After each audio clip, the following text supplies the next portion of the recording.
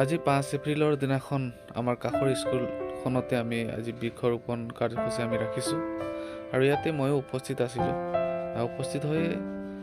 মই এই কাৰ্যসূচীখন অংশগ্ৰহণ কৰিলোঁ আৰু যিহেতু মোৰ হাততে এখন গছপুলি লৈ আছোঁ আৰু আমি এই গছপুলিখন মই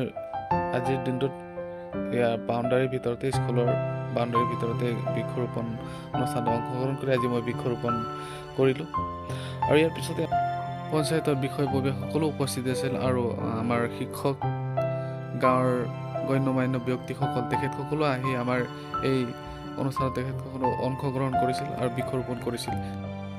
আৰু সকলো বিষয়ববীয়াসকলক ধন্যবাদ আৰু শিক্ষকসকলক পঞ্চায়তৰ বিষয়ববীয়াসকলক আজিৰ অনুষ্ঠানত আহি অংশগ্ৰহণ কৰাৰ বাবে আৰু ময়ো লগতে উপস্থিত আছিলোঁ আজিৰ এই অনুষ্ঠানখনতে। আৰু বৃক্ষৰোপণ কাৰ্যসূচীত সকলোৱে কৰিব লাগে আৰু কৰি যাব লাগে আৰু লগতে আজিৰ স্কুলৰ প্ৰধান শিক্ষয়িত্ৰী মহোদয় তেখেতো এজোপা বৃক্ষৰোপণ কৰিলে, তেখেতকো ধন্যবাদ জনাইছোঁ।